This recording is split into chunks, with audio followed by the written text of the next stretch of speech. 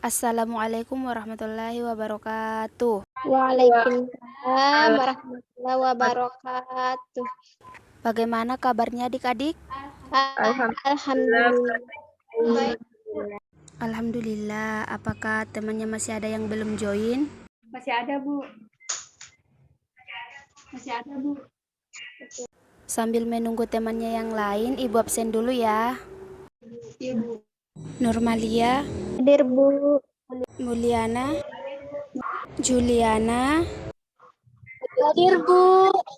Darmiati, Hadir, Bu. Nur Aisyah, Hadir, Bu. Jusria. Oh, mungkin temannya sedang terhalang oleh jaringan ya yang bermasalah. Baiklah, langsung saja Ibu masuk ke materi ya. Iya, Bu. Pekan lalu, Ibu telah memberikan adik-adik tugas untuk mencari materi tentang kerajaan Islam yang ada di Indonesia. Iya, Bu. Sebelumnya, Ibu akan menjelaskan sejarah tentang kerajaan Islam awal di Indonesia, yaitu di mana Islam berkembang. Salah satunya adalah dengan melalui jalur perdagangan, di mana pedagang tersebut datang melalui berbagai negara, mulai dari negara Arab, Persia, India, ataupun Cina. Nah, dari berbagai negara tersebut, adanya pedagang-pedagang Islam yang masuk di Indonesia. Maka dari itu, pedagang tersebut yang mempengaruhi masuknya Islam ke Indonesia. Langsung saja adik-adik menjelaskan materi sesuai dengan yang Ibu berikan pekan lalu. Urutan tampilannya berdasarkan absen ya adik-adik. Baik, Bu. Saja, adapun tugas yang Ibu berikan langsung saja yaitu Kerajaan Demak. Kerajaan Demak juga sering disebut sebagai Kesultanan Demak, yang merupakan sebuah kerajaan Islam yang berada di daerah Demak. Kerajaan Demak ini cukup memiliki andil yang besar dalam persebaran Islam di tanah air, khususnya di Pulau Jawa. Kesultanan Demak ini tidak berlangsung lama, dikarenakan terjadinya perebutan kekuasaan oleh para kerabat kerajaan. Adanya perebutan kekuasaan oleh para kerabat kerajaan menyebabkan Kesultanan Demak menjadi runtuh. Masjid Agung Demak merupakan salah satu peninggalan Kesultanan Demak yang ada sampai sekarang. Masjid Agung Demak ini dipercaya merupakan masjid pada masa Kesultanan Demak yang didirikan oleh Wali Songo. Kerajaan Demak merupakan kerajaan Islam yang cukup terpandang pada masa itu, hingga akhirnya runtuh dikarenakan adanya perang saudara yang saling memperebutkan kekuasaan.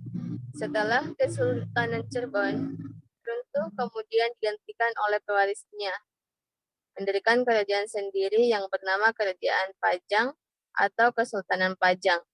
Mungkin itu saja yang bisa saya sampaikan. Selanjutnya, Saya, Bu. ya adik Asalia silahkan. Baiklah. Assalamualaikum warahmatullahi wabarakatuh. Waalaikumsalam warahmatullahi wabarakatuh.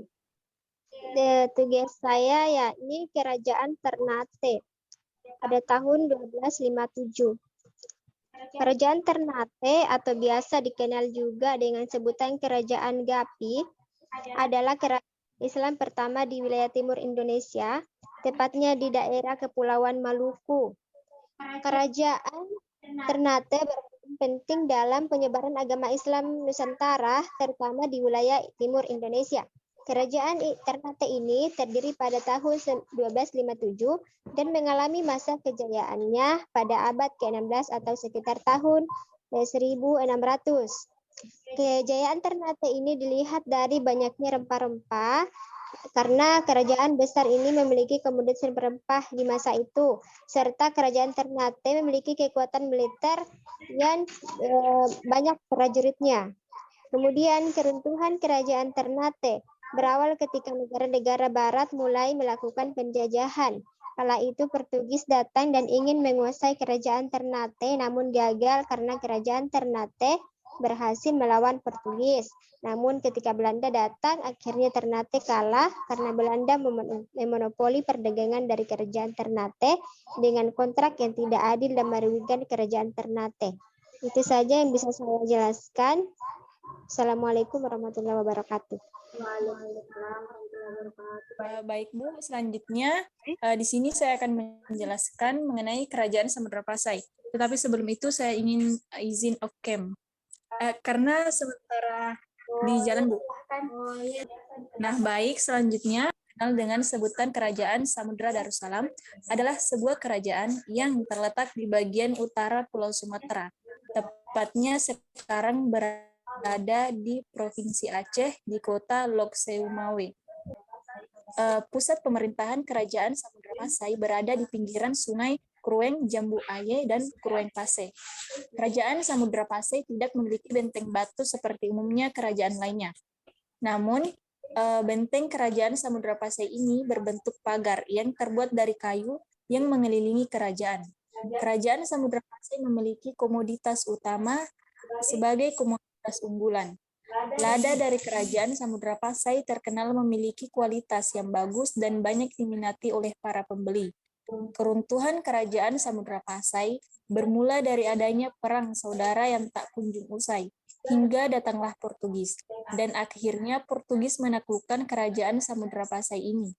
Sebagai kerajaan Islam pertama, Kesultanan Samudra Pasai seringkali dikagumi oleh berbagai orang. Salah satunya adalah penjelajah dunia asal Italia yang bernama Marco Polo, yang dapat kita baca pada buku Menyusuri Kota Jejak Kejayaan Islam. Sekian, Bu. Ya, selanjutnya dilanjutkan oleh Juliana. Dipersilahkan. Kerajaan Islam Cirebon. Kerajaan Islam Cirebon atau Kesultanan Cirebon adalah salah satu kerajaan Islam tertua di Indonesia dan peninggalannya pun masih ada hingga sekarang dan masih terjaga kelestariannya. Kesultanan Cirebon ini berada di daerah Cirebon yang mana merupakan daerah yang cukup strategis di utara Pulau Jawa dan merupakan perbatasan antara Jawa Tengah dan Jawa Barat. Kesultanan Cirebon juga menjadi kesultanan yang dan Kesultanan Cirebon ini memiliki pengaruh yang besar terhadap Islam di Pulau Jawa, terutama dalam hal penyebaran Islam di Pulau Jawa. Kesultanan Cirebon bergabung dengan Indonesia setelah Indonesia merdeka dan berubah nama menjadi Kabupaten dan Kota Cirebon, yang masing-masing dipimpin oleh Bupati dan Wali Kota. Sekian, Bu. Oke, terima kasih untuk Ade Juliana. Selanjutnya dilanjutkan oleh Ade Nur Aisyah. Dipersilahkan. Selanjutnya yaitu Kesultanan Malaka. Kesultanan Malaka adalah salah satu kerajaan Melayu yang berdiri di wilayah Malaysia, yakni di Malaka. Kesultanan Malaka didirikan oleh Parameswara. Sebelumnya, Kesultanan Malaka ini merupakan kerajaan yang berada di wilayah sekitar Singapura. Namun, karena serangan dari kerajaan di Jawa dan Siam, maka kerajaan Malaka ini pindah ke daerah bernama Malaka. Kerajaan Kesultanan Malaka ini pada abad ke-15 menjadi salah satu kerajaan Islam yang cukup besar. Kerajaan Malaka ini berada di Selat Malaka, yang mana merupakan selat yang memisahkan Kepulauan Sumatera dengan Malaysia, dan salah satu jalur yang sangat strategis untuk perdagangan internasional di kala itu. Keruntuhan Kerajaan Malaka ini terjadi ketika bangsa Portugis datang dan menaklukkan Kesultanan Malaka ini. Dengan kekalahan Kesultanan Malaka ini, maka jalur Selat Malaka sepenuhnya menjadi jalur yang bebas dilalui oleh para penjajah.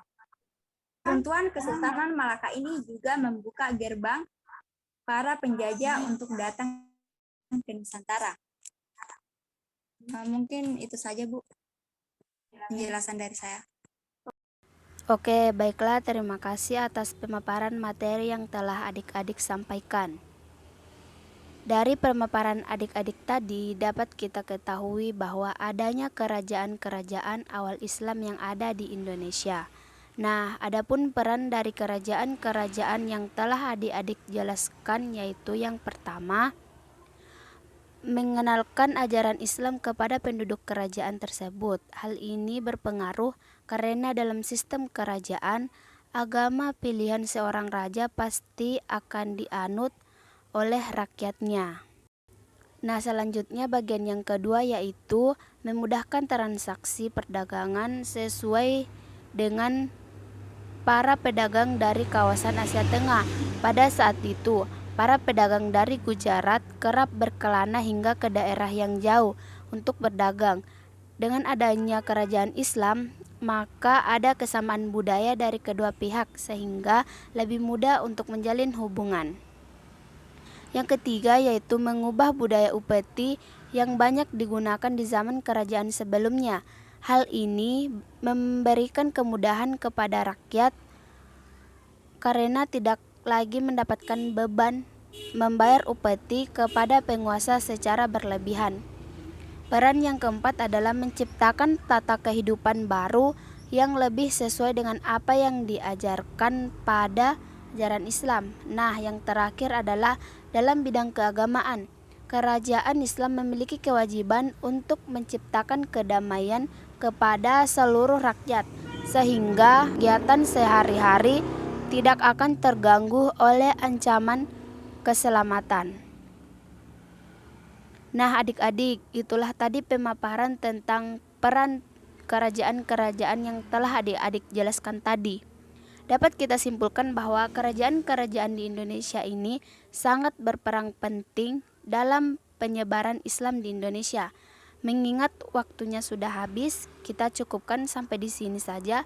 Pertemuan selanjutnya adik-adik dipersilahkan untuk meresum hasil tugas dari yang telah diberikan oleh ibu guru. Nah, baiklah, kita cukupkan sampai di sini pertemuan kita kali ini. Kurang lebihnya mohon dimaafkan. Minallahi musta'an walahi tiklan. Assalamualaikum warahmatullahi wabarakatuh. Waalaikumsalam. wabarakatuh, Bu.